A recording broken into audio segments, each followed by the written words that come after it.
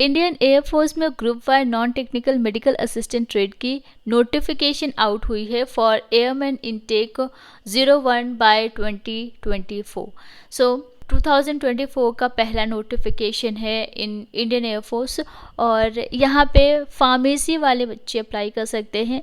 तो complete detail के लिए वीडियो को पूरा देखिए बिना स्किप किए हुए, क्योंकि इसमें बहुत ही इंपॉर्टेंट पॉइंट्स हैं और आई थिंक हर एक पार्ट यहाँ पे आपके लिए बहुत ज़रूरी है अगर आप इंडियन एयरफोर्स में या फिर किसी भी डिफेंस फील्ड में जाना चाहते हैं। आज के वीडियो में हम इंडियन एयरफोर्स के बारे में बात करने वाले हैं। ये जो अपॉर्चुनिटी है ये सिर्फ मेल कैंडिडेट के लिए है, दैट मीन्स फीमेल यहाँ पे अप्लाई नहीं कर सकती हैं। From states of Madhya Pradesh, Chhattisgarh, Gujarat, Maharashtra, Goa, union territory of Daman and Diu, Lakshadweep, Dadra Nagar Haveli, ये सभी ज्वाइन कर सकते हैं। So group by medical assistant trade का जो रिक्रूटमेंट टेस्ट है वो लाल परेड ग्राउंड भोपाल मध्य प्रदेश में होगा, और इन सभी के लिए ग्रुप वाई मेडिकल असिस्टेंट जिस स्टेट्स एंड यूनियन टेरिटरी में है वो कब कंडक्ट होना, उसकी सारी डिटेल्स एंड डेट्स यहाँ पे दी गई है। So group Y medical assistant 28 March to 29 March conduct होगा, जिसकी रिपोर्टिंग डेट है 28 मार्च। इसी तरीके से और अदर डिस्ट्रिक्ट्स के बारे में यहाँ पे आप देख सकते हैं। फार्मेसी वाले बच्चे यहाँ पे ग्रुप वाई मेडिकल असिस्टेंट के लिए अप्लाई करना चाहते हैं, वो उनके लिए यहाँ पे 3 अप्रैल टू 4 अप्रैल ये रिक्रूटमेंट टेस्ट कंडक्ट होगा, जिसकी रिपोर्टिंग डेट 3 अप्रैल 2024 है। सो ये जो रिक्रूटमेंट टेस्ट है वो 6 AM से स्टार्ट हो जाएगा कंडक्ट होना, एंड जो भी यहाँ पे एलिजिबिलिटी कंडीशन को फुलफिल कर रहे हैं वो लाल परेड ग्राउंड भोपाल मध्य प्रदेश में रिपोर्टिंग करेंगे अप टू 10 AM, यानी कि सुबह के 10 बजे तक आपको रिपोर्ट कर लेना है ऑन 28 मार्च, 31 मार्च एंड 3 अप्रैल। ठीक है, तो डिस्ट्रिक्ट वाइज या स्टेट वाइज दिया गया है ये सारी डेट्स। एलिजिबिलिटी क्राइटेरिया की बात करते हैं तो एक तो हमारे पास simply group Y medical assistant की पोस्ट है और दूसरा फार्मेसी वाली पोस्ट है। ठीक है, सो जो ग्रुप वाई मेडिकल असिस्टेंट की सिंपली जो पोस्ट है उसके लिए अनमैरिड मेल कैंडिडेट अप्लाई कर सकते हैं, जिसकी date of birth 24 June 2003 and 24 June 2007 होनी चाहिए, या फिर इन दोनों डेट्स के बीच में अगर आपकी डेट ऑफ बर्थ आती है तब भी आप यहाँ पे अप्लाई कर सकते हैं। दूसरा जो पोस्ट है वो BSc in pharmacy, that means अगर आपने BSc फार्मेसी किया है या आपके पास फार्मेसी में डिप्लोमा है, डी फार्मा है, कहने का मतलब ये है कि या तो आपके पास फार्मेसी में डिप्लोमा हो या डिग्री हो, D pharma, B pharma and BSc in pharmacy वाले अप्लाई कर सकते हैं। यहाँ पे अनमैरिड कैंडिडेट के लिए जो डेट ऑफ बर्थ है वो ये है 24 जून 2000 एंड 24 जून 2005, ये दोनों डेट्स इंक्लूसिव है, और इसके बीच में भी अगर आपकी डेट ऑफ बर्थ आती है तब भी आप एलिजिबल है। दूसरा जो मैरिड कैंडिडेट है उनके लिए 24 जून 2000 एंड 24 जून 2003 दिया गया है। ठीक है, ये दोनों ही डेट इंक्लूसिव है। एजुकेशन क्वालिफिकेशन की बात करते हैं तो आपने 12th किया है physics, chemistry, biology plus English के साथ, और मिनिमम 50% है इन एग्रीगेट, यानी कि सारे ही सब्जेक्ट्स को मिला के मिनिमम 50% हो, प्लस इंग्लिश में सेपरेटली 50% होनी चाहिए। ठीक, हर एक इंडिविजुअल सब्जेक्ट में 50% नहीं मांगा गया है, ये ओवरऑल जो टोटल आपके परसेंटेज है सारे ही सब्जेक्ट को मिला के वो मिनिमम 50% होनी चाहिए, और हाँ इंग्लिश में भी कम से कम 50% हो, तब आप यहाँ पे अप्लाई कर पाते हैं। 12th के अलावा अगर आपने कोई इक्विवेलेंट डिप्लोमा भी किया है जो इसके इक्विवेलेंट हो, इंटरमीडिएट के इक्विवेलेंट हो, तो भी आप यहाँ पे अप्लाई कर सकते हैं। जैसे आपने कोई भी 2 साल का वोकेशनल कोर्स किया है विद नॉन वोकेशनल सब्जेक्ट, जैसे कि physics, chemistry, biology and English, इन्हीं सब्जेक्ट से कोई वोकेशनल कोर्स आपने किया हो तब भी आप अप्लाई कर सकते हैं। फार्मेसी वाला जो पोस्ट है उसके लिए आपके पास BSc इन फार्मेसी या फिर डिप्लोमा आपका होना चाहिए फार्मेसी में। इसके साथ साथ आपका जो 12th है उसमें PCB एंड इंग्लिश होना चाहिए, मिनिमम 50% इन एग्रीगेट और 50% इन इंग्लिश रिक्वायर्ड है।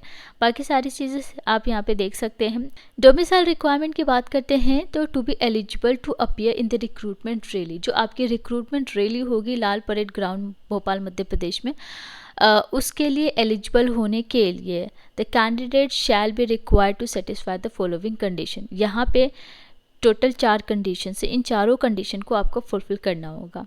मेडिकल स्टैंडर्ड्स की बात करें तो height, chest, weight, hearing, dental, visual standards, corneal surgery, general health, ये सारी चीज़ें आप फुलफिल करनी चाहिए। हाइट मिनिमम 152.5 सेंटीमीटर चाहिए, and the chest should be proportionate and well developed with the minimum range of expansion of 5 centimeters. weight आपकी height and age के proportionate होनी चाहिए. hearing आपकी clear होनी चाहिए. dental should have healthy gums, good set of teeth and minimum 14 dental points. so visual standards, अगर कोई चश्मा लगा रहा है तो उनके लिए यहाँ पे विजुअल एक्विटी दी गई है. Maximum limits of refractive error, colour vision, ये सारी चीज़ें एक बार आप चेक कर लीजिएगा. तो मेडिकल स्टैंडर्ड्स मैंडेटरी है, ये फुलफिल आप करनी चाहिए. ठीक है. Consumption of narcotic drugs and psychotropic substance के बारे में दिया गया है NDPS. बॉडी टैटू, बहुत सारे बच्चों को ये डाउट होता है कि अगर बॉडी में कहीं टैटू विजिबल हो रहा है तो क्या वो अप्लाई कर सकते हैं. यहाँ पे permanent body tattoo are not permitted. Simply एक सिंपल लाइन में लिखा है, अगर कोई परमानेंट बॉडी टैटू है तो वो यहाँ पे परमिटेड नहीं है. However tattoo only on inner face of the four arms. Tattoo अगर इनर फेस पे है या फिर फोर आर्म्स के इनर साइड पे है, back part of the hand या रिवर्स साइड ऑफ पाम, ठीक है, या कोई ट्राइबल्स टैटू है तो ये सारे कंसिडर किए जाएंगे. ठीक है. ऑफेंसिव, ऑब्सीन या फिर इंडिसेंट, सेक्सियस्ट और रेसिस्ट टैटूज आर प्रोहिबिटेड. इन सभी इस टाइप के अगर टैटू है तो उसे यहाँ पे आपको अलाउ नहीं करते हैं. सो बेसिकली अलग अलग टाइमिंग दी गई है. 7 मिनट में 1.6 किलोमीटर उन स्टूडेंट्स को रन करना है या कंप्लीट करना है जो अप टू 21 ईयर्स है, प्लस जो लोग 21 साल के हैं, साथ ही साथ जिन्होंने डिप्लोमा किया है या डिग्री किया है फार्मेसी में, उनको 7 मिनट 30 सेकंड का टाइम दिया जाता है. ठीक है. PFT क्वालिफाई करने के बाद आपको रिटन टेस्ट देना होता है. सेम डे ही आपका रिटन टेस्ट भी होगा. पहले आपका PFT होगा, उसके बाद आप रिटन टेस्ट दोगे जो कि OMR शीट बेस्ड एग्जामिनेशन होगा जिसमें ऑब्जेक्टिव टाइप के क्वेश्चंस पूछे जाएंगे. बायलिंगुअल में ये एग्ज़ाम होगा. हिंदी एंड इंग्लिश कोई भी लैंग्वेज आप चूज़ कर सकते हैं, लेकिन जो इंग्लिश पेपर है वो इंग्लिश में ही कंडक्ट होगा.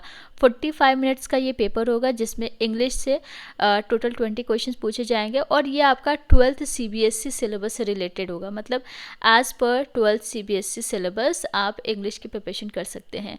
And reasoning and general awareness से टोटल 30 क्वेश्चंस पूछे जाएंगे और आपको हर एक पेपर सेपरेटली क्वालिफाई करना है. ठीक है. तो एक क्वेश्चन 1 मार्क कैरी करेगा.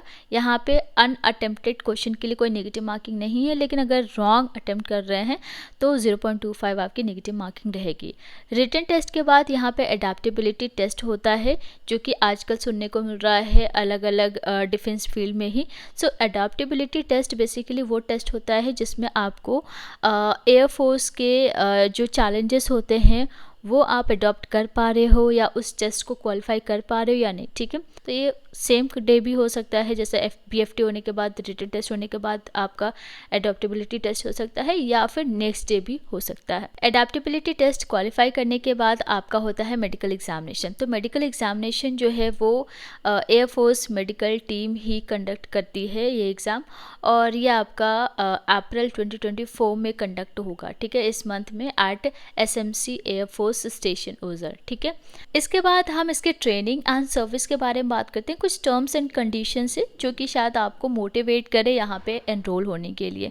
सो यहाँ पे जो आपका एनरोलमेंट होगा, आप इनिशियली 20 इयर्स के पीरियड के लिए सर्विस करेंगे and after the initial period of 20 years it may be extended up to the age of 57 years. So 20 साल के सर्विस के बाद ये एक्सटेंड हो सकता है, बट ये टोटली आपके सर्विस कंडीशन पे डिपेंड करेगा, हाउ यू परफॉर्म, कैसे आप परफॉर्म कर रहे हैं उसके बेसिस पे. सो 57 इयर्स तक आपको एक्सटेंड किया जा सकता है. So JBPT joint basic phase training आपको सेंड किया जाता है initially and at designated basic training institute. ठीक.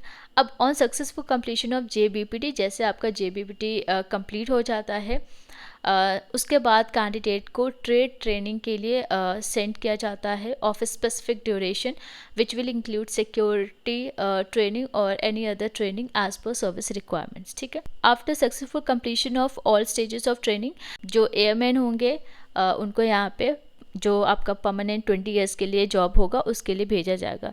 ट्रेनिंग के दौरान आप अपने पेरेंट्स के साथ स्टे नहीं कर सकते हैं और जब तक आपकी ट्रेनिंग होगी तब तक आपको अनमैरिड ही होना होगा. अगर इन केस आप शादी वादी कर लेते हैं तो आपको ट्रेनिंग पीरियड से बाहर कर दिया जाता है। पे एंड अलाउंसेस की बात करते हैं। जब आपकी ट्रेनिंग चल रही होगी उस दौरान आपको 14,600 पर month salary as a stipend, जिसे हम कहते हैं स्टाइपेंड के तौर पे 14,600 रुपये पर मंथ आपको दिए जाएंगे। ट्रेनिंग पीरियड कंप्लीट करने के बाद जो आपकी सैलरी होगी वो 26,900 पर मंथ होगी, जिसमें आपका MSP भी है, मिलिट्री सर्विस पे। एंड इसके साथ साथ आपको DNS अलाउंस और कोई अदर जो अलाउंसेस है such as transport allowance, CPMA, LRA जो लीव राशन अलाउंस होता है, जो चिल्ड्रन का एजुकेशन अलाउंस होता है 4, ये सारी अलाउंसेस आपको यहाँ पे दिए जाएंगे। Higher education, perks, job specification of medical assistant trade, इसमें as a medical assistant you are to be trained in nursing and first aid. You will also be involved in management of medical stores, dispensaries and ward supervision and other air force duties. ठीक है, ये job specification है। Obviously आपको medical field में कहीं ना कहीं posting करेंगे तो इट मे बी आपको नर्सिंग में ट्रेन किया जाए फर्स्ट एड के लिए, या फिर आपको मेडिकल स्टोर में जाना पड़े, डिस्पेंसरीज के लिए, वार्ड सुपरविज़न के लिए। तो ये सारा आपका मेडिकल फील्ड में ही कहीं ना कहीं ये जॉब स्पेसिफिकेशन है। अब इसमें से कोई भी डाउट है कि कौन अप्लाई कर सकता है, कौन यहाँ रैली के लिए जा सकता है, physical fitness related, medical related, qualification, age limit related, जो भी डाउट हो आपको आप हमें कमेंट कीजिए। तो बहुत जल्द मिलते हैं और अदर वैकेंसीज़ के साथ नेक्स्ट वीडियो में। तब तक के लिए thank you so much and take care.